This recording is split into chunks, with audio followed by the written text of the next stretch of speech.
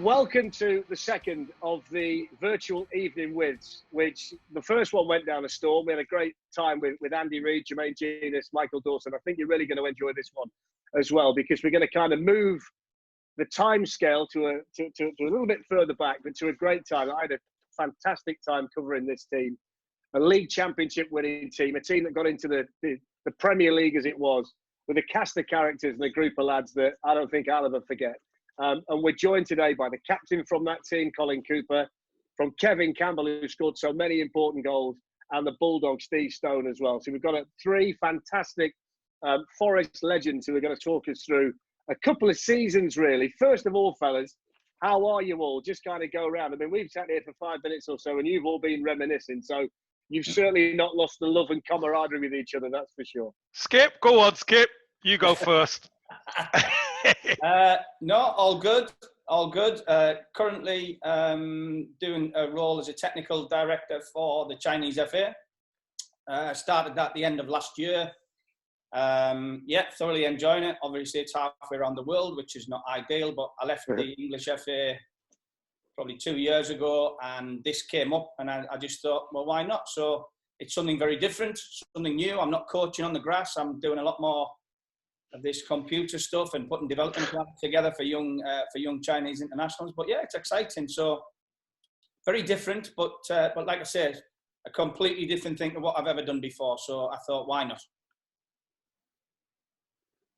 Yeah, I'm since I've retired, I've stayed in coaching. I had a couple of years off to start with, to go on holiday and enjoy myself and recharge the batteries. But football drags you back. It always does. It's in with blood, you know. So for the last sort of 10 years, been coaching. Did a bit of Newcastle for 5 years, and Alan Pardew and Chris Heaton, John Carver. Learned so much under them guys. They knew so much about football and the detail that they go into. And then I've moved on to Burnley. I've been with the 23s for the last 18 months, 2 years. And Sean Dyche-Ramoni, who were obviously teammates and housemates of mine at Forest many years ago. And thoroughly enjoying it and always learning. Got to 48, 49 now. And really, some of it is just, you feel like you learn every day. And it's a great business to be in, you know. And there's some great young coaches coming through who have been on some webinars while this virus has been going around. And I've learned so much in catching up with people. So it's been great. You're only 49, Stoney? I'm 48, don't tell anybody. You were 49 when you were 23. Oh, yeah. God. Exactly. I was born 49, wasn't I? Me, myself, listen, I've been in the security business since 2006. I'm ambassador for the group now, which is called Taurus Security Group. I also, obviously, having an ambassador role allows me to do other stuff. So I still do. I've got my own show with Arsenal, Fan TV. I still do stuff with La Liga on Facebook. That's in Spain. I do quite a bit of stuff on mentoring, etc. And I've got two lads who play football. So I think I can't fit any more in with that. So yeah, very busy at the minute. I was just wondering what Burnley supporters would think if there'd ever been a fly on the wall in that house. Dyche, Stone and Wone. And now think that those three individuals are running their club in the Premier League. Well, let me tell you one thing. It was Stone, Wone, and Dyche for the first 3 months, and then I got kicked out. There is no lies there. I went to iron a shirt and a pair of jeans one night, and I left the iron on Woney's brand new purple carpet, and I burned a hole in his carpet. So hence, when we got back from the night out, there was a bit of smoke going on, and I got asked to leave. Did you get asked nicely, Stoney? No, I got asked. I just got asked. Or you got told, get out. In the modern day, Kev, they probably would have used your security company to get him out. To get him out, I know. How that would have worked. Right, let's. I want to kind of talk about the relegation season first, Frank's last season.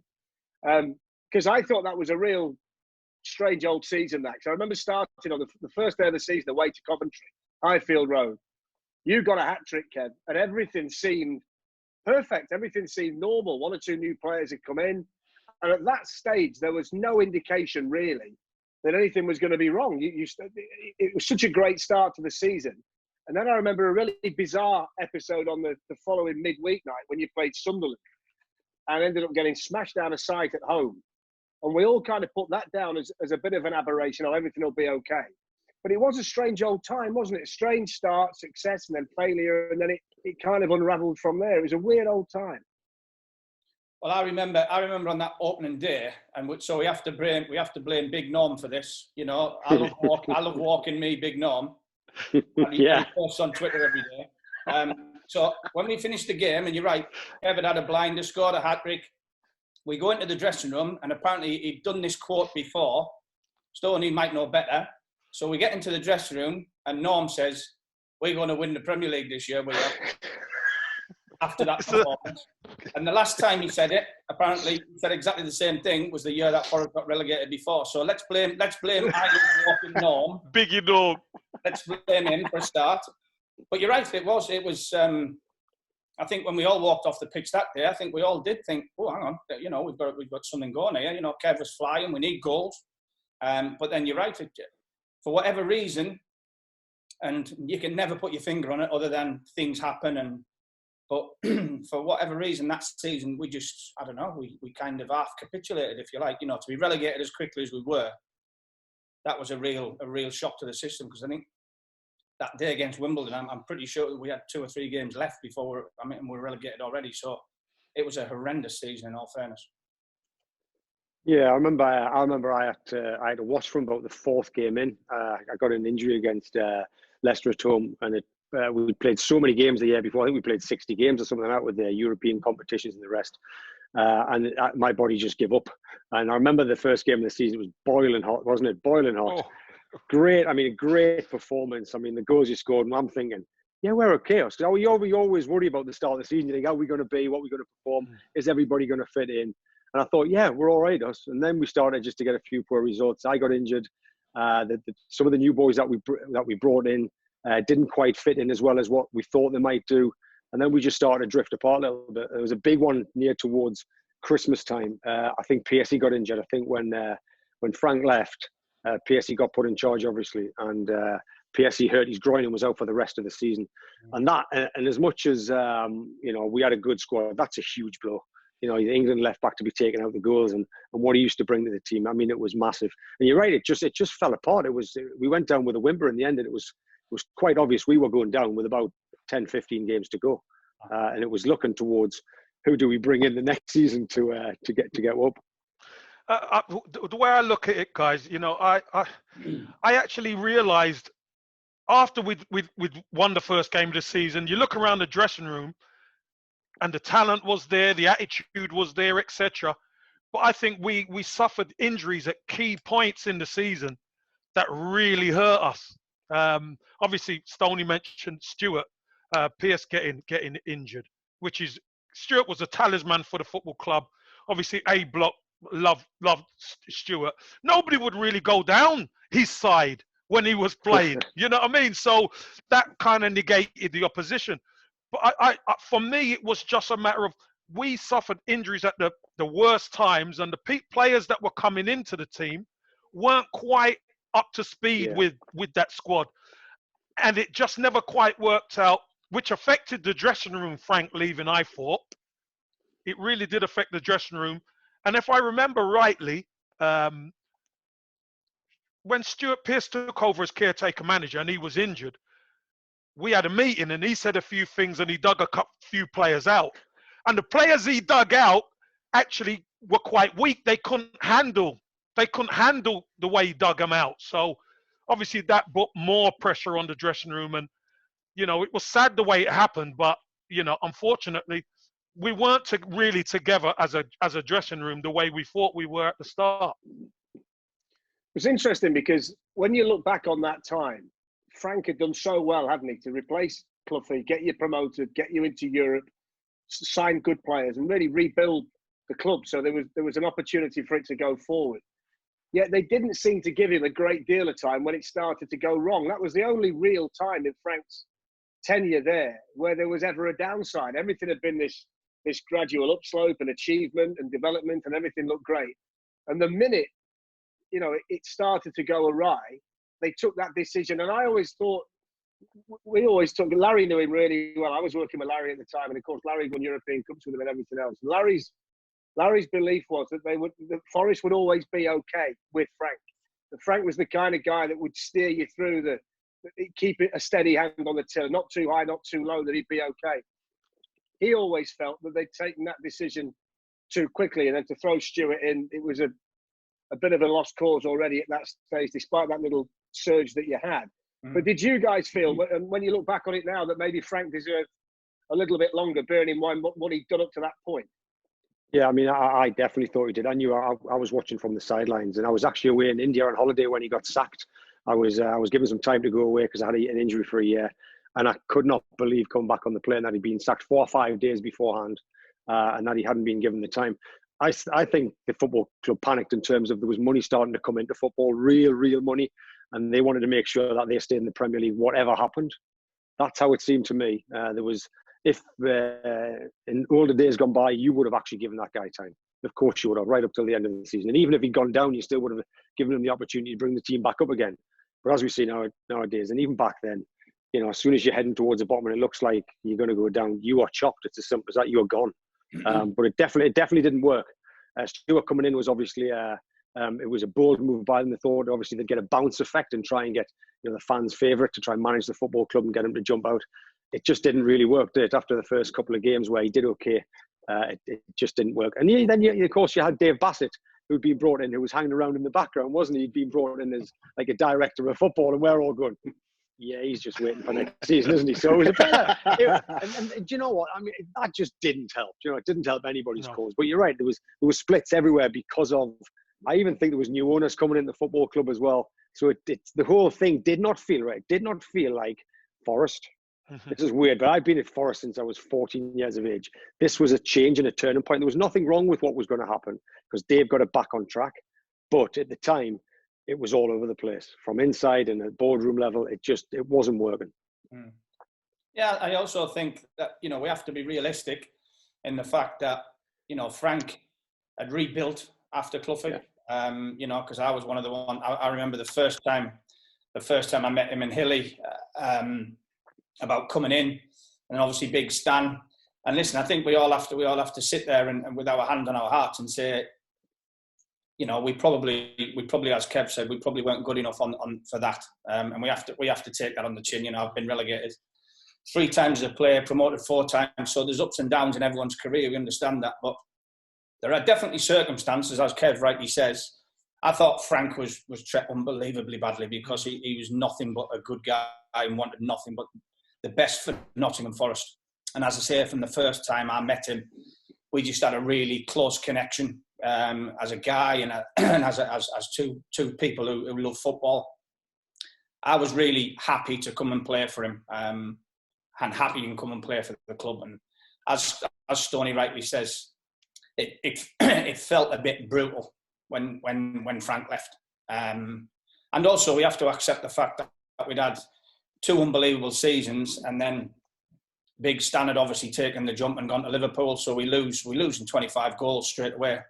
And that's the hard, we'll obviously get on to things further down the line, but replacing goals in a team is ridiculously tough. And we were conceding, which we hadn't done for the 2 years previous either. So everybody has to take a bit on the chin. But the bit about Frank for me is I'm thinking that guy didn't deserve that. Listen, I know he's still an ambassador at the club, which is brilliant. Every time I've been in my role with England, obviously really well seen and really well looked after.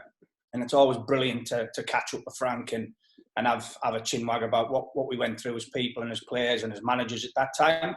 Because the highs far outweighed the lows for me. But yeah, I think the brutal honest truth is the club should look back and think that he was treated really harshly. Coots, Frank was a father figure, wasn't he? He was like a father figure to all the players. He wasn't just a manager.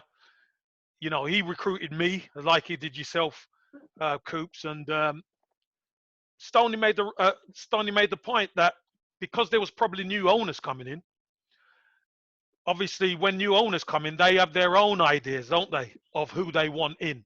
Now, Frank was old school. according to everybody. He'd been there, seen it, done it, got the European trophies, etc., and worked under Cloughie. He was like Cloughie, kind of Mark II. They didn't want that. They wanted him out, and it was ruthless. And you're right, Coops, it was brutal what they done to him. We didn't like it, and I think that left a real bad taste in the mouth of the players in the dressing room. Again, you know, there was upheaval. They put Stuart Pearce in as caretaker manager. Stuart Pearce, really, we were struggling at the time. So Pearcey probably could have done with not having that burden on him and just concentrating on his football. But, you know, great man that he is, he took the mantle on, and it just didn't work out for him. It didn't work out for the football club, and you know we had to suffer, and we did suffer in the end, and get relegated. So you made a good point, Coops. I was saying, Coops made a good point. You know, you're taking goals out of the team. You know, you took Stan, which was somebody that jumped ship the season before last. And that was brutal. I mean, you got to remember, Stan had the flu every Sunday when we used to come in training. Stan never turned up at training. He was brilliant, wasn't he? We used to do a warm down on a Sunday, and Stan would go, "Oh, he's got the flu again." And Frank used to say to us, "What do we do about Stan?" And we used to go, "Nothing. Leave him. He scores all the goals. He scores all the goals. Leave him where he is. He's getting me win bonus." And then you had Brian Roy as well, who'd obviously went back. I think he'd gone as well. So we'd had the two guys that had come out of the team who had been successful. And then Cam's had come in as well. And Cam suffered some injuries as well, didn't you, when you first got there with your back? It took a little bit of time to get going. So we were missing a massive amount of goals for when so we were never really going to be able to hit it in the top end of the pitch. And you're right, Coops, we started conceding goals because we couldn't score the other end. It just happens, doesn't it? But that's the point I make about, you know, there are obviously reasons and things happen throughout every football season. We all accept that. I think Kev makes the point that maybe the ones that were coming in, probably, as he said, weren't maybe up to speed when we'd had the couple of years previous. We were on a confidence roll a couple of years previous. Everything just seemed as though, you know, it would go in our favour. And for whatever reason, that's why I sit here and say, you know, as someone who took the leadership over from Stuart, you've got to sometimes just take it on the chin and just say, you weren't good enough. I wasn't good enough. And that season in particular, whether I had injuries or whatever, sometimes you're going to say we'd taken all the plaudits, and sometimes you just got to take the hits and just say for that point in your football career, individually and collectively, like Kev said, whatever the other underlying things might be, sometimes you just got to take it on the chin and just say we weren't good enough. Yeah, I just say that I don't remember any fun moments throughout that season. I just remember despair. I remember sorrow, injuries, humiliation. I just remember all the horrible things about football where people talk about you never want to get relegated, you never want that feeling. That's what we just felt like. Yeah, Stoney, the best part of that season was the first game. we won, and we were doing the cricket. We were doing the cricket and all that celebration. That was the highlight, and then Norm bloody says that and finishes the whole season. Yeah. That's what Norm should have on his hats. Instead of Walking's brilliant, he should just say we're winning the Premier League. You talk about things that made you laugh during that year. I mean, as you say, it wasn't a very fun year for anybody, but that was the year where Brian Roy tried to run Larry Lloyd over in the car park, and Larry had been critical on the radio of Brian's performance. And it had really annoyed Brian's wife, and I think it had made her cry. Larry's phrase was that Brian had the heart the size of a pea. That was always the phrase they used. So he got on about Brian's performance, and obviously Forest were losing, so Brian was bearing a lot of the brunt of Larry's anger. So this particular day, I'd arrived at the ground to come and interview one of you lads, and Lloydie came across to the Jubilee Club, really sweating, panting. He was in a real state. So he couldn't really so what's the matter with you? I thought he was having a heart attack. You know, he was struggling, and he used one or two expletives that we won't use tonight to describe Brian at that stage. And Brian had seen him going across the car park, walking from the offices over towards the other side, and he'd literally aimed his Range Rover at Larry and put his foot down hard. Of course, Lloydie's had to leg it to get out of the way of the Range Rover. Brian narrowly missed him on the way past, on the way out. So when I think back to anything humorous that year, it's probably Brian Roy trying to knock Lloydie down in the car park during one of the weeks, which was crazy. Look into the summer then. So this is, I think this must have been one of the biggest summers that Forest ever had, because Stuart left for a start. I mean, he'd been there for so long. He'd been captain, player, talisman, player, manager. He decides to go. So straight away, Dave Bassett comes in as manager. Bobby Houghton comes in as his assistant. Stuart leaves. There's a real changing of the guard as well. David got players that he wanted to sign. Jeff Thomas, Andy Johnson, etc. You know, loads of players that came into that group, and it totally changed the dynamic of the group. And as you guys were saying before, it was so flat in the relegation year, cracks in the changing room, not a great place to be, not a very good atmosphere amongst the players, because it can't be when you're enduring that kind of thing. But he got it together brilliantly, didn't he? That by the time the season started, whatever he'd done, whoever had come in, everything had changed. And there was I remember there being a real fresh feeling around the place before that first game against Port Vale. And it had changed so much from the 2 or 3 months before. Fletch, I don't know if you remember, when Harry Bassett got the manager's job and we got back to pre-season training, after a few days, he went off on holiday. Do you remember that? I do now, yeah. He went off on holiday, and his words were, if I can't trust my staff to get the players in condition for when I get back so we can start the games, what am I paying them for? And that's what he said. But he had a meeting with all of us, and he said to us that I got promotion with Crystal Palace, and I look around the dressing room here. He said, the Crystal Palace squad were nowhere near as good as us. Nowhere near. So he said, lads, nothing but the championship would do. He says, I'm going off on holiday anyway, so I'm going to leave you with Bobby Houghton and Mike Kelly and Liam. And that was it. I thought he was a breath of fresh air. I'm not sure what you guys think, but I thought he was brilliant.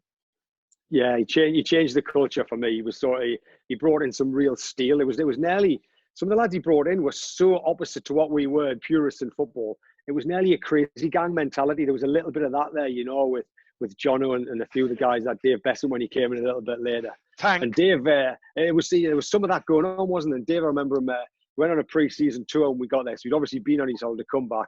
And then he mustn't have wanted to do any more work again, because he says, listen, lads, I don't care what you do at night time as long as you're there in training in the morning. And we're thinking, this bloke seems like a top bloke, doesn't he? This guy's brilliant, isn't he? Well, we'd be out every night drinking. We'll have a great time, won't we? But we're in the middle of nowhere, weren't we? Of course, I think we're in the middle of Sweden, running up and down hills. But that's what he wanted to do. He put it back on us. The team spirit was there for us, wasn't it? Yeah. I mean, obviously, it was a little bit further down the line pre-season, of course, when I had my kind of thing with Harry. But the first thing, I really enjoyed working with Bobby. I thought Bobby was a breath of fresh air as a coach. He'd come, speaking on where I am now, he came in from, I think, working in development football in China.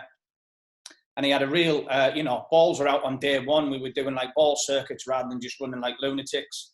So there was a different kind of thought process. So Bobby I thought was good. I really did. And obviously later down, all the things that the lads spoke about, obviously later down the line, when we were back and playing into the pre-season games, is when, unfortunately for me, I had a bit of a concert on with Jimmy Floyd Hasselbank when we played the friendly against Leeds. Ended up with 30 stitches in my calf, so my pre-season was cut short. And then obviously I had conversations with Harry about my future and what he saw about and what he felt about me as a player and as a person, which was no holds barred, as you can imagine. So left me as the captain, if you like, it left me in a huge dilemma that I didn't know where I stood. He told me where he thought I stood. So I then became a little bit disenchanted with him, because I thought, well, this guy has got no time for me, doesn't like me as a person, doesn't like me as a player. And then obviously, as you rightly say, because I had this injury and I couldn't do anything about it in pre-season, after Jimmy had seen to me, who later obviously I went to play with in Middlesbrough, we were best mates, but we did recall how he managed just to leave his foot in the right place at the wrong time when I was trying to kick his head off. But yeah, so it was So the pre-season, you know, you talk about different dynamics. So the pre-season ended really sourly for me because I had a dilemma with the manager who basically told me he didn't fancy me as a player, as a person. So that left me all over the place, really. And as you rightly say, the season kicks off and the lads went on an unbelievable run, played some great football, scored loads of goals, looked exciting. And you've got me sat in the side recovering from these 30 stitches in my calf, and the manager's just saying, well, you'll never play for this football club, never play for this football club again. So just get on with it and get on with your life. Well, he bought John Elder, didn't he? John Elder came in, and that was. But listen, the way we saw him in training, you were always going to come back in. He was the stiffest man. He was a 50-year-old, 23-year-old, wasn't he? Oh. He couldn't touch his toes. Remember, he was so stiff. He actually turned out to be really quick and a decent player. A few years later, and he was all right. He was a decent lad. He was a good lad, you know. But you're right. It was a bit like we were all looking around thinking, why is he saying this to Coops? What's going on here? It was obviously he wanted to get his own men in. He wanted to change the guard that he'd seen from a couple of managers before, and managers do that all the time. And you sort of see it now when you go down the line. But at the time, we're thinking, what's going on here? This just doesn't feel right. But within that, we started the season, and you seem to forget about it. Everybody's forgotten about it very, very quickly on the. Well, that's football, huh? I mean, to be fair, all I ever said to Harry was, you know, he had the good grace to sit and tell me the absolute truth. You know, I had an option to leave. Harry Redknapp asked me to go down to West Ham, and I just said, "Listen, Harry, you know, I've done London when I was down at Millwall. I'd have loved to have played for Harry Redknapp, but it just wasn't the right time." And basically, you know, being the type of person I am, unfortunately, I was basically, Stoney's dead right. All Harry was saying is that Pearcey had gone. As far as the dressing was concerned, if you like, I was classed as Pearcey's vice captain, so I was the next one in line, really. He wanted his own people in. And as I say, I always look back on it and think, yeah, he had the balls to tell me the absolute truth of what he actually thought about me. There was a bit of background because, you know, he obviously wanted to do a deal with Harry Redknapp and like you say, have a bit more money to bring other people in. I just said to him that, listen, I ain't going anywhere. I go on my terms, not your terms. And yeah, so a bit of stubbornness in me. And basically it was a case of just hanging in and hoping that there was an opportunity came along. And as I say, after that brilliant start, there was obviously a couple of blips. And then obviously he put me back in the team for the Portsmouth game at home, which was never a pretty performance. But for me, coming back in as captain and as centre half, and we win the game 1-0, for me, I'm a happy man. So and obviously I had the fans on my side that day as well. And yeah, so it just turns on its head. And so as much as managers and players have disagreements, the one thing I always learned from that going into coaching and managers was I always said to the players, my door will always be open. Come and have a chat if you want to have a chat. But if you get told the truth, you get told the truth. And because he was the one that told me the absolute brutal truth. And it's the only time in my football career it happened. Coops, you know, the funny thing sometimes is the manager wants a reaction, doesn't he? He wants a reaction. And you played your role perfectly, because I remember being on the side. I remember being in training and thinking, Coops is the best centre-half we've got. He's the captain. Why is he not involved? But obviously there was politics going on. Yeah. But as soon as you got back in, I think it was, you never went out, did you? You were there right to the end of the season. And luckily you were in the side because you scored some vital goals as well. Well, to be fair as well, I mean, I know I'd done it with Stuart briefly, but as well, Harry used me in a couple of positions. Yeah, centre half, obviously, but I played in front of the back four as well on occasion when, like you said, John Helder was in the team. And maybe we didn't have that natural defensive hold in midfield play, so I played that and quite enjoyed that for a change and managed to get a couple of goals. And yeah, I mean, listen, the season unfolds, and it's, for me, it wasn't about a personality thing between me and Harry. It's the first time that someone had sat across the table and said, this is exactly what I think about you.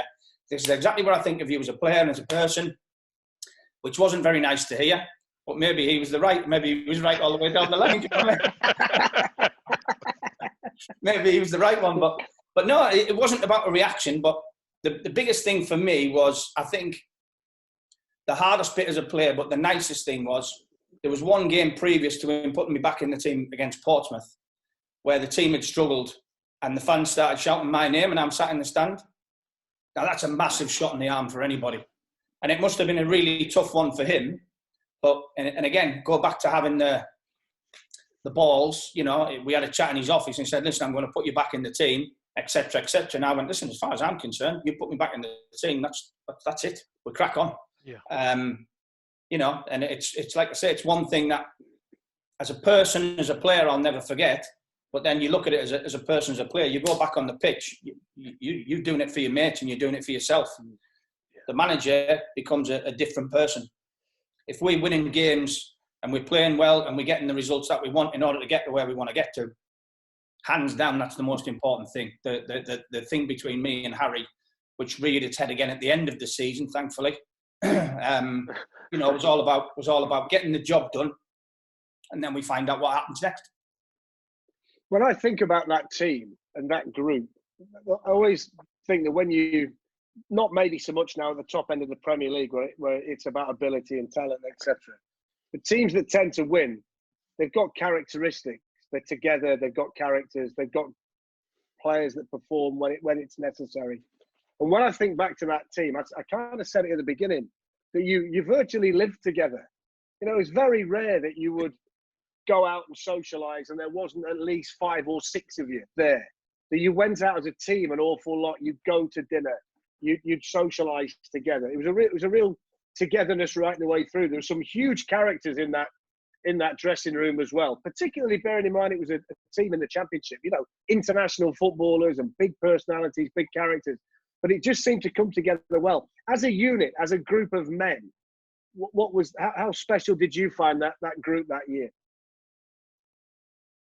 I'll say that what happens generally is success breeds success. So you start winning games, you start scoring goals, you start getting that extra team spirit. What people talk about comes from you having success, and you've got to earn it. So we'd done the graft, which was a fact. Obviously, strangely enough, I mean, judging, you know, when we were putting this thing together, I've only just watched the season review, which someone had put out on social media, and it's amazing to watch. You know, it's amazing to look back and watch. And again, but going back to the point I made about the negative side about getting relegated, you then put the positive side on it and think about how Kev, how Pierre, you know, the goals were flying. I mean, God, I don't know the exact number, and I know you will, Fletch, but if you've got a partnership that we're going to go 50 goals plus per season, you've got to be close, because if you're not close, it means the rest of us are pretty rubbish.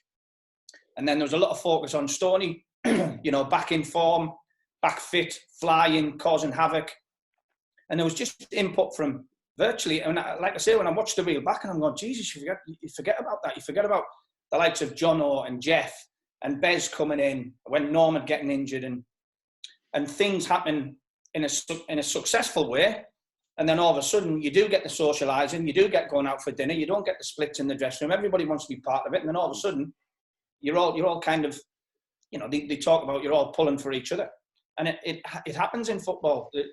On the occasions when it happens, it's real. I mean, Kev must have had loads of time at Arsenal. Do you know what I mean? It's like them group of people that come together and form successful groups.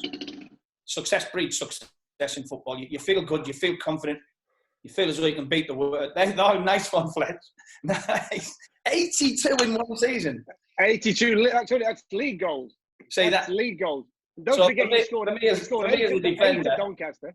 8 at Doncaster. Yeah. In the League Cup. So I mean, that team would have scored over 100 goals that year when you added all of the competitions together. That would have been a team that would have gone past 100 goals. So if you look at it from a real logical, statistical point of view, if Kevin Pierre look back at that and we hadn't getting promoted as champions, you can basically look me straight in the eyes and say, you weren't good enough, son. But thankfully we were. Do you know what? Just before you dive in, I remember when I used to watch that game, the thing that took me at the start of the year was that the team had been a bit flimsy the year before. And then Jeff and Jono came in central midfield and wanted to fight anybody they could fight for 90 minutes. And if they couldn't find somebody on the opposition, you could almost imagine them fighting each other because they were just out there wanting to prove a point, draw a line in the sand. And I thought that character that they brought you early in the season was huge in terms of giving you that presence again, that self-confidence again, that you've got those two in the middle of midfield that weren't going to take any crap from anybody. And they were such great lads as well, weren't they? They were in the middle of everything that happened, you know, in the changing room and out the changing room. You couldn't keep them down. And I remember thinking the impact that those two had early on. It was like, I've been around Forest all my life, you know, as a fan and then covering the club. They've never had two like that in the middle of the pitch. never dreamed of those two. We've never had the likes again. It was mad. Those two were balmy. Yeah, I mean, I used to think of them, the Norwich game, I think we beat Norwich 4-1, didn't we, on a Friday night at home. And Jeff Sang scored 2 that day, and Andy came on as sub, and he was just rampaging around. And you could see the two of them. I mean, they used to go box to box. They're old school box to box, weren't they? And rampaging around. But all the other signings, I mean, Kev's now fit as well, and he's up there. He's up the top with Pierre. You get Alan Rodgers at left back, who's coming for Piercy, who's now fresh, and he's bombing down that left hand side. It just, everything seemed to fit. You know, we had the old guard. You can say Coops and Chet at the back, Marshall and everybody, and all the rest of it through the season. You'd say, but that's how it was, wasn't it? There was some older heads in there, Marshall and everybody, with a bit of young fight. And at the top end of the pitch, if you've got goals like that, I'm telling you, you're going to win something. You're going to, you're going to do it. You're going to get promoted, no problem at all. Without them in the team and their goals, we don't do it. It's as simple as that. I remember we literally just had a strong spine. We used to back them up. We used to get the ball forward quickly right at the start. That was one thing that really changed within from Harry when he came in. You're right, Fletcher, we were flimsy a little bit. We used to pass it an awful lot, and we overpassed it. So I remember Des Little, I used to go and get off Des when and years gone by, and then all of a sudden Des would just start shelling it in the channel, and Kev would be on his bike, and Kev would be in behind somebody, and then teams would back off and then would play. And we really, it was a team that could mix it up. You know, we could go long, we would play short. We had everything about it, especially in that league with the quality that we had. That's what stood out for me. We just changed. Harry went, you've got to get a little bit of long ball into you. And then you stick Pierre's free kicks into it. And tough games. Birmingham away, 1-0. We were awful. Pierre has one free kick and he strikes one from about 30 yards. Goals win games in the top end of the pitch. That's what just changed us. You know, Kev was a beast up the top end, and Pierre used to drop into pockets. And, you know, I've watched it as well as what you're seeing, Coops. I've watched bits. And it's just, it was top draw, to be honest. It was really good stuff. Stoney, I think the combinations, you know, on a football pitch, you look at your partnerships, your Coops and Chets at the back. You look at, you know, Tank, Alan Rodgers left back with Bartman or Woney or whatever. You got you and Des Little on the right hand side. You know, there was times where Scott Gemmell was in midfield with Jeff and Andy, Andy and Scott. So we had that mix, me and Pierre up top or whatever. We had that mix. There was times where Pierre weren't there, me and Bart played. Yeah. So, you know, there was times where Coops had to go into midfield. But what happened was the combinations always worked. That was perfect. And I'm gonna say one thing about what we used to do. Could you remember we used to go into the massage room in the morning? And do you remember we used to be stuck in there watching Jerry Springer, because Bartman always used to have Jerry Springer on every morning. And we couldn't leave until we watched what happened on Jerry Springer. As soon as Jerry Springer finished, right, we go down and train. So that was one of the things. That was an important part of that Forest squad. I remember. It was crazy. The game that always stands out for me that year, because I remember towards the end of the season, it was we had a really warm end to the year, and you played quite a few important games on Sundays. They were the big games on Sundays. I think you played Middlesbrough and Ipswich pretty much back to back, and this was going to really decide whether you won the championship or not, because it was really competitive at the top.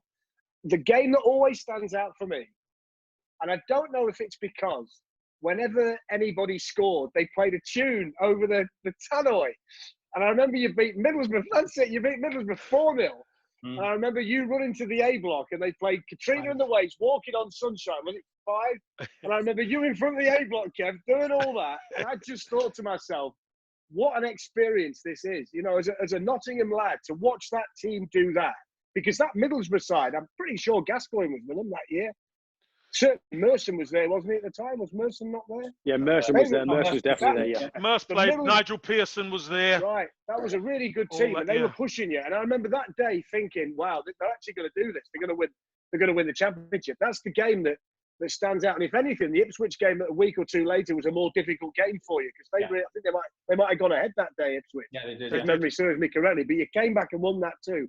And I thought they were the for me watching it, they were the pivotal weekends. They were games that are etched in my mind. I don't think I'll ever forget with that team.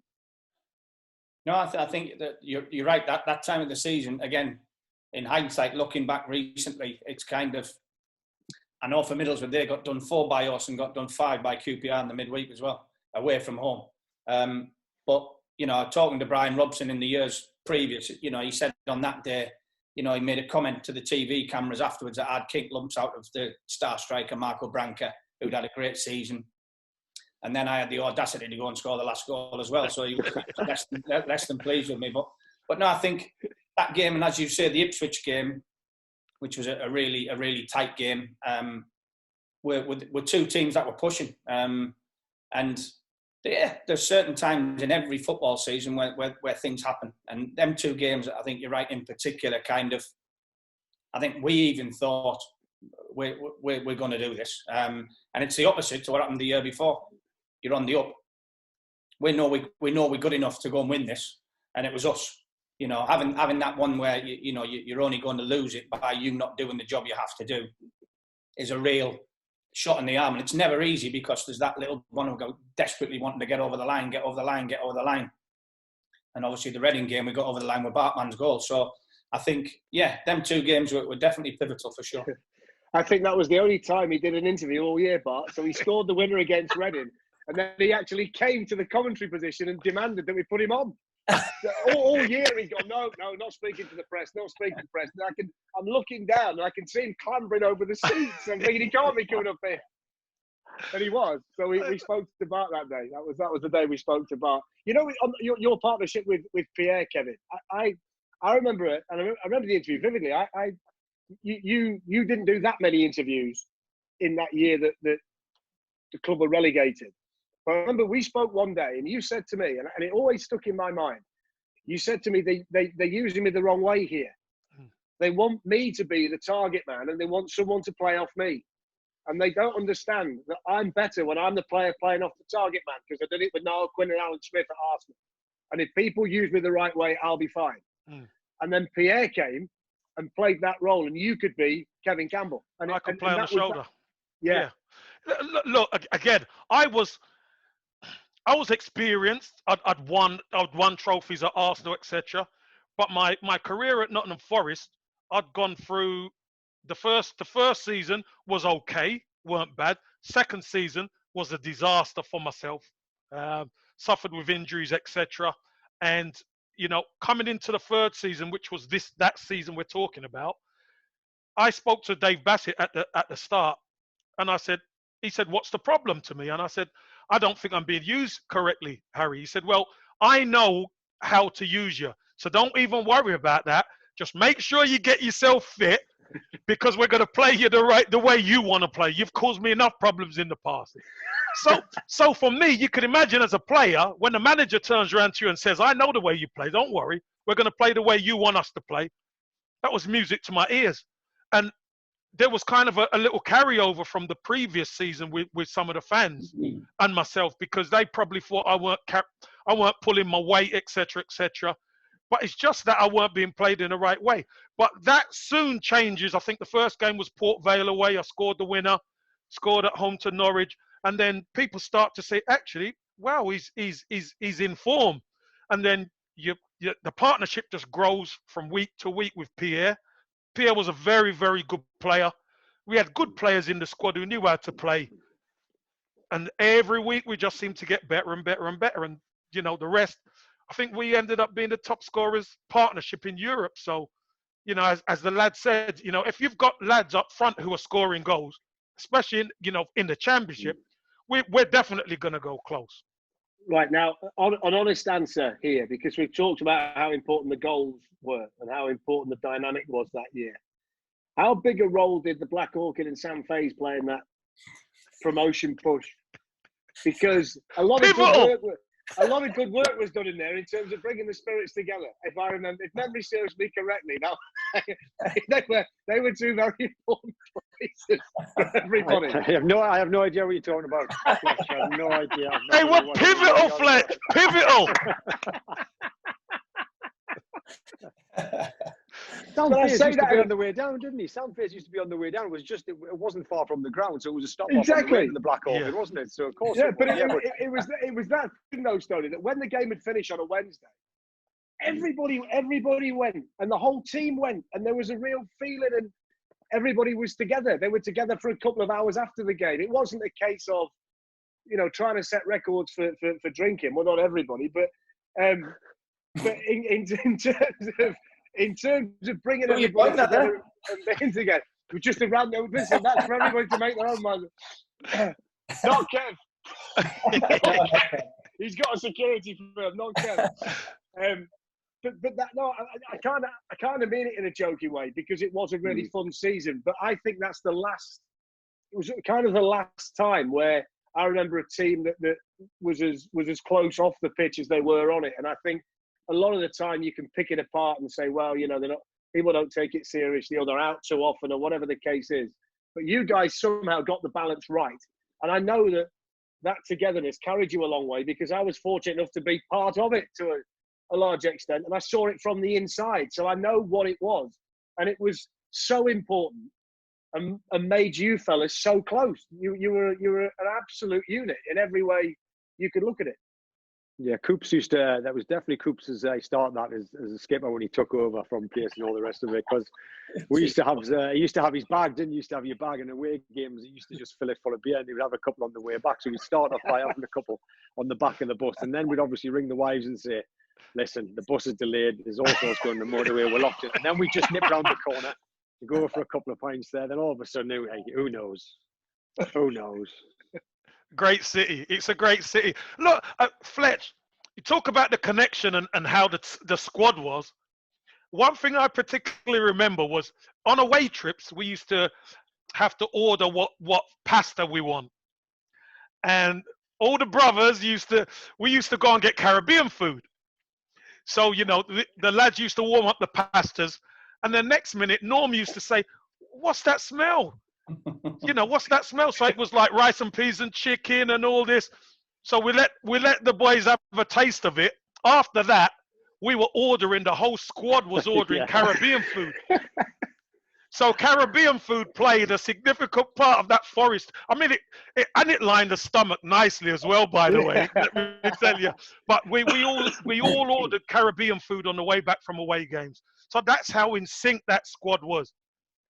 Loved that chicken, rice and peas from the top of Nottingham. Loved it. Yes. It was amazing time. And that day against Reading at home was such an atmosphere, wasn't it? And you left it so late to get the goal. I mean, I think we'd all decided at that point you were going to win the league, but it needed to happen that day in that stadium in front of those supporters, didn't it? And it was kind of pushing on and pushing on and pushing on, and we're thinking, you had loads of chances that day, and none were going in, and then Bart popped up with the winner. I thought we were really poor that day. It was weird, the expectation of a full house. Everybody turned up ready to see a party, scoring goals left, right, and centre against all the top teams. And you turn up against a lowly Reading, and you're going to actually put them to the sword. It just didn't happen. We were awful that day. And Bart came up with a great goal. To be fair, I mean, he launched forward, he's controlled in the box, he's turned and he's fired in. And Bartman could do that. Bartman had that ability to do that. He's a really, really talented footballer. Could play anywhere in the middle of the park, up front, and he did that season, didn't he? Played loads of different positions for us. But that was more relief getting over the line. I remember just thinking, we've been awful. Thank God we've got over the line. And it actually didn't happen officially, did it? Till I think I was with you, Darren. I think I was with you on a Tuesday or Wednesday night. And I think you said, I think Middlesbrough got beat or Sunderland got beat, something like that. And we'd officially done it. It was a little bit of a shame it didn't actually happen right on the pitch. But of course, it doesn't matter in the long term. You've got the Premier League, and that was the goal. It was brilliant. No, you're right. I mean, it was.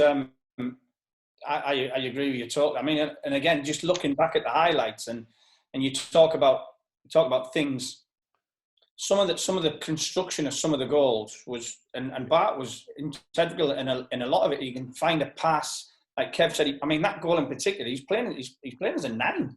Yeah. And all I do is I launch it in the box, and he pulls it down, twists on a sixpence, and smashes it in. It's the ability that the Batman had, and I see some of the construction between Scotty and Kev and Pierre, and as you say, Jeff and Jono, and there was some really, really special touch. I mean, and again, it was really highlighted the impact that Stoney had that season as well, because he was back on fire and, you know, ripping people to shreds and linking up with Pierre and Kev and creating and scoring the odd one as he did against West Brom on the last day of the season. There was a lot of really good stuff, and to score that amount of goals and create the way we did, you know, but as you say, the stuttering, getting over the line is always the hardest bit. And like you say, it wasn't official until I know I was watching, I think it was Ipswich against Sunderland on the telly during the week, and then I think we all had a phone call afterwards or something like that when they eventually got beat.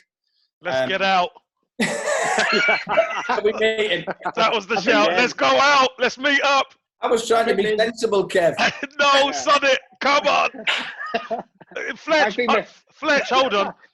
Just as Coops' start of the season was a bit difficult, my end of the season was difficult because in the midweek of that Reading game, I tweaked my hamstring in training. So now I had to watch. And, you know, it's different watching the game when there's not much at stake. But when you're watching it in a full stadium with all the Forest fans baying for Reading's blood and it's not happening, it was tense to say the least. You know what I mean? It really was. I knew, obviously, Pierre and Bart and the boys would do it, but boy, they left it late. Yeah, the boys left it late. It was such a relief to get that win. And then, obviously, you know, you go to West Bromwich Albion, all the Forest fans there. It was a party atmosphere. You know, Stoney scored. We drew one each, but we were champions. And we didn't get presented with the trophy there, did we? No. So that was a bit sad. It was. I remember that day, Coop. Somebody had tampered with the water bottles on the pitch. If memory serves me correctly, the water bottles had potentially been tampered with before that game. What are you doing? What are you doing? We're responsible athletes. I'll tell you something that day, if we're not going to go into that one, I'll tell you my memory of that day was you weren't well, if you remember rightly. So Stoney had scored and played the game. And then there was a meal that night at the Ginza, the teppanyaki restaurant in Sherwood, which you fellas had invited me to, because that was my last game commentating on the club before I left. So that was a fantastic gesture that I'll never ever forget from you lads. But before we went, I had to take Stoney to the hospital, if you remember rightly, didn't I? He did, yeah. He was on an intravenous drip because it was so hot. You weren't well. So you were on a drip in a hospital. Yeah. Was it in West Bromwich or was it in Nottingham? No, I'd actually taken my car over to there you go. To West Bromwich because I'd had sickness and diarrhea for about 2 or 3 days beforehand. And I said to Harry, Harry, I can't play. I said, there's no chance of playing. I'll come along. So I went along to the hotel in the morning and he just tapped us on the shoulder and he went, you okay to play? And I just went, yeah. And I'm thinking, what am I doing? I felt terrible. The heat was blazing down. Managed to get through the game, but I was obviously dehydrated. I had to go to hospital afterwards. And then I turned up at the meal afterwards, and I couldn't drink because of what had happened. And everybody's having a great time and sozzled. But it was that was probably one of my fondest memories in Forest in football. That last day, especially the supporters away. You know, it's always great when you're away from home. Yeah. And you've got 5,000 or 6,000 people there and it's a party atmosphere. And all you got to do is turn up and play football. Yeah. There's nothing on it, you know. I remember the ref giving a penalty, by the way. And it was never a penalty. Never a penalty. And we were on bonus and I was hammering the ref. I was hammering him because I wanted to be bonus. And he said, I've got to give him a penalty. I'll never get out of here alive. Oh, it's fantastic. The sad thing about all that was I think that was a Premier League team playing in the Championship. And I think we were all so excited about the following season. I remember speaking to you, Stoney, because I remember you saying at the time, this team will be fine. You know, this is a top half team in the Premier League. If we can make 1 or 2 additions and keep what we've got, we are going to be fine. And I think everybody felt that. And there was a real sense of excitement as to where the club could go. And then, of course, you get sold, Kev, behind Harry's back. Pierre goes on strike. And I think we ended up at at Arsenal on the opening night of the season with Glyn Hodges as the striker to all intents and purposes, and Fletch, it just was fell he a apart false from nine, Fletch? there. Tell you what, it was a false summon. I don't know what it was. Oh, do you love him? Love him. Scored a worldie that night, didn't he? If you remember as well. Scored an absolute worldie. Yeah. A 2-1 defeat. But I remember that. Never ever been so disappointed as a fan looking in that team didn't get the chance to go and play in the Premier League and re-establish the club. I don't think the club's ever recovered from the decision to sell Kevin that summer for £3 million or whatever it was. Crazy. As soon as that happened, the saw Kevin. You were gutted that Kev would gone. I understand why Kev did it at the time. And, the first year he's obviously didn't have a great time for us. And he scored all them goals, and then someone's offered him probably a hatful of money, shall we say, to go and why not? That's what you've got to do. You've got to go and do that, And Kev made the right decision to do that. But I was devastated from a personal point of view that I thought that team was a good side. And I thought we just added a couple more. Plus, we had some of the younger boys coming through. You talk about Alan Rodgers and Andy Johnson's in the middle of the park. And then you've got the two up front. And you're going, yeah, this is going to be all right. We're back to what we were a couple of years ago. Mm-hmm. And then the two front boys left. It's game over. It was absolute game over before we'd even kicked the ball. And I'd made my mind up as they were going. After that Arsenal game, I thought we played okay at Arsenal. But we couldn't score the goals. I didn't create the chances because of what we had up front. I thought I'm off. I'm off as well. Yeah, I've done my time here, and that wasn't because I didn't love the place. I just thought I've done my time here, and this club is now changing again. It was now changing again. You could sense it again. They weren't backing the manager. They weren't keeping the players that were good players. They were going to become a selling club again, and that's when you have to say as a professional. Well, I was 28 then. I thought I've got to go. It was sad. It was sad. It was the same. It was the same for me, unfortunately, because again, that thing with me and Harry at the start of the season, then at the end of the season came again. I was the captain of the team, just taking them back to the Premier League. I sat down with Harry. I was 31 at the time, and I just said, "Listen, we've had our differences. Contract needs to be renewed." And basically, he just sat me down and he said, right, okay, I agree, you've earned a new deal, but he just said, it's this and this, which was basically everything that was like, I had to be in the team, I had to keep a clean sheet, I had to score a goal to make like a reasonable wage. And I just went, hang on, I said, we've put our differences aside. He offered me like a 2-year deal, of which everything was based on incentives, which is not a big thing. And it was in the interim period where Viv Anderson had contacted me and said, listen, they just obviously got promoted behind us. He said, we need to try and get Middlesbrough stabilised in the Premier League. We can't yo-yo anymore. He said, so we need some stability. He said, what do you think? So I sat down with Harry and I said, listen, with Harry Bassett, and I just said, listen, if we can agree a deal, I'm happy in Nottingham. And he just went, that's it. That's it. And it was as brutal as that. So I went, okay, well, listen, I've got an opportunity to go back to Middlesbrough, the club I started. And I was honest in what I said to everybody was it would have been the only club. Viv and Robbo came on to me because obviously I'd known Viv and played and luckily had that couple of England caps and Viv was and Robbo was involved in the England camp. Basically, he just said, we need some stability. So he said, if you come back, I'll give you a 4-year contract. And I said to Harry, that's all I want. I'm 31. I said, you get me to 35, which is what we call our golden thing, if you like. Yeah. I'll stay. But he just said, no. He said, take it or leave it. And I went, well, unfortunately, as much as I love playing for this football club and we've just been promoted to the Premier League, Middlesbrough also going into the Premier League and they want me. You don't. So that, for me, that was the disappointing thing. And as you say, with Pierre's situation, Kev's situation, it was just, like I say, despite what had happened, maybe we get, maybe we as players, we kind of looking for the club to then go, listen, you lot deserve a shot. And at that point, for me personally, it didn't happen with the manager.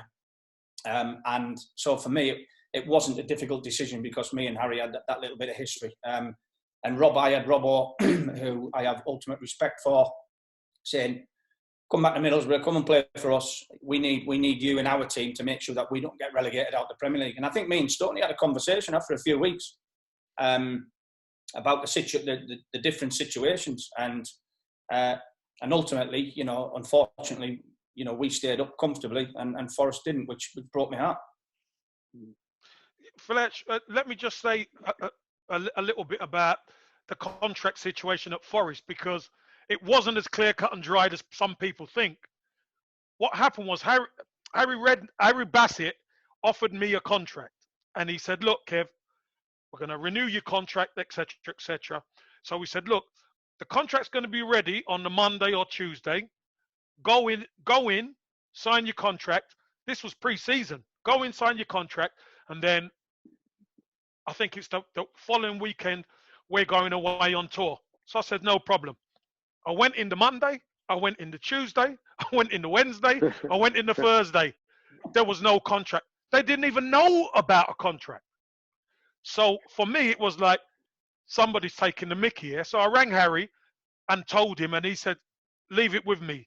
So we must have spoke to somebody at the club, and somebody at the club said, sorry, the contract will be ready Monday or Tuesday of next week. So I went in the Monday, the Tuesday, the Wednesday. I said, sod this. Yeah. You know, it's never going to be ready. It's never going to be ready. So got to near the weekend, and I think the team were going away on tour. The club had accepted a bid from a Turkish side. So I thought, why don't I go out there and find out whether it's viable for me to go or not? Because they obviously want to sell me. So I was at the airport. My phone goes. That was Pierre on the phone. He said, tell me that it's a lie. So I said, what's a lie? So he said that the club are selling you. So I said, Pierre, I'll speak to you when I land in Istanbul. I'm just getting on the flight now. So I called him when I got to Istanbul. Pierre was really upset. He said, look what we've got. We've got such a great group, and, you know, they're going to break it up. And that's one of the reasons why Pierre kind of went on strike. It's not my fault, but that was one of the building blocks that got took out. Obviously, me, probably you, Coops. They're breaking the squad up. When we've got a ready-made squad with a few additions, we would have been mid-table at least in the Premier League. Yeah.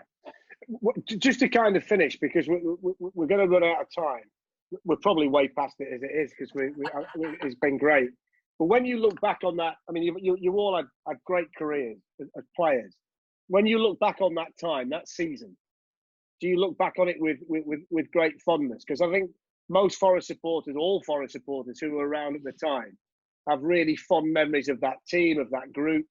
And I just wonder whether you guys look at that in the same way that we do, through our eyes, where you look back and think, what a great time that was. I think from a team point of view, you do. I think from an individual, I didn't play amazingly well that year. I was okay coming back from the injury, but I looked at it from a team point of view in a group. And there's not very often you get special groups together. So that's what meant more to me, was the fact that the group went on a run and did what it did. Some of the football you talked about there, if I could coach some of the football that we played, and some of it was very flexible. It was very fluid in what we were doing. Some of the links that we were doing, people dropping into holes, people spinning behind, people coming off the line.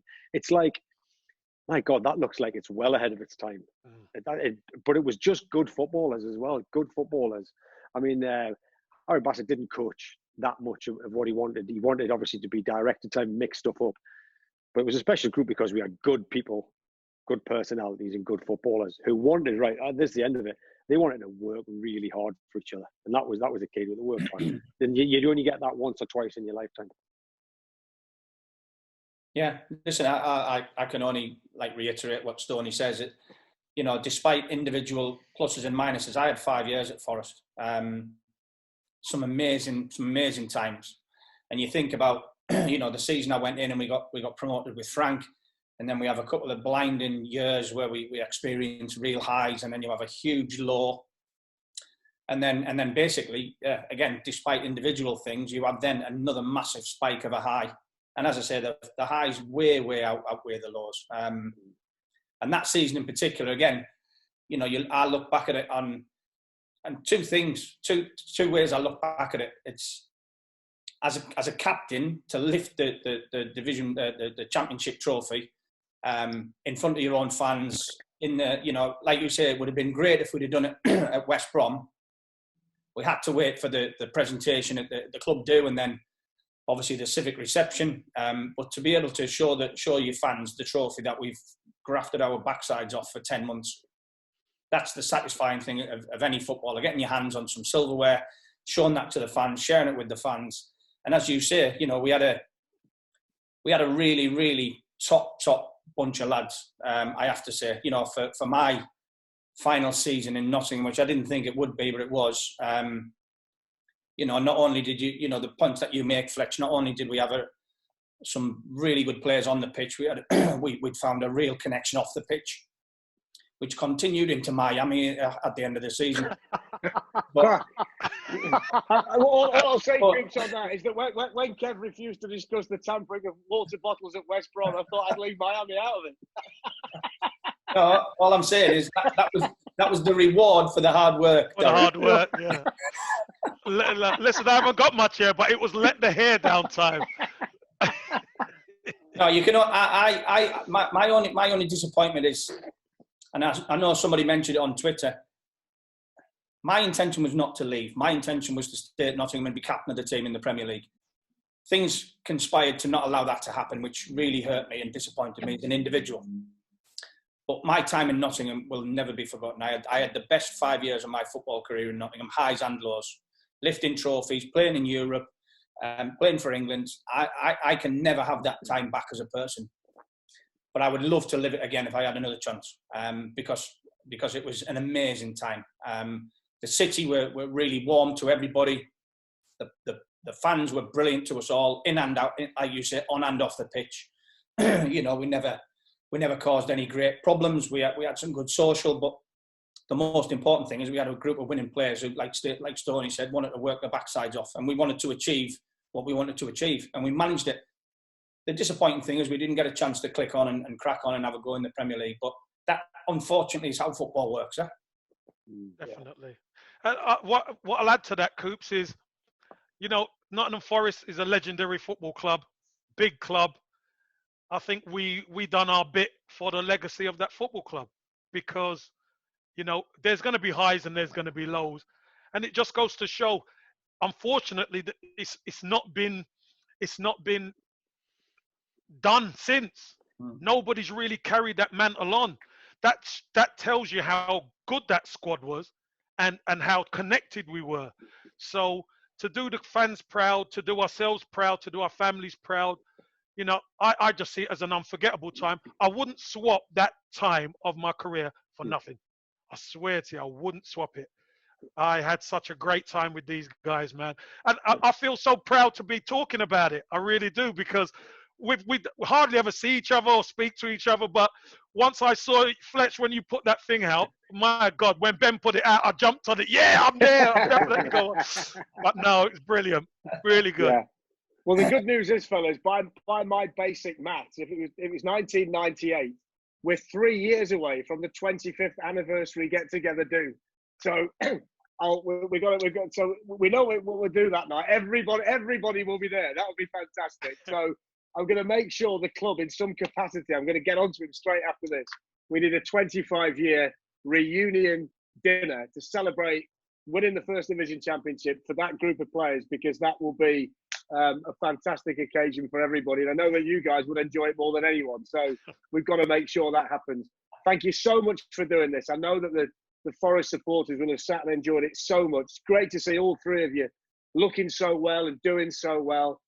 You've always got a special place in the Forest supporters' hearts. You've always got a special place in my heart as well, because I had such a blast working with you, and I've really appreciated this, really enjoyed it, and I can't wait to see you all soon. So thank you very much.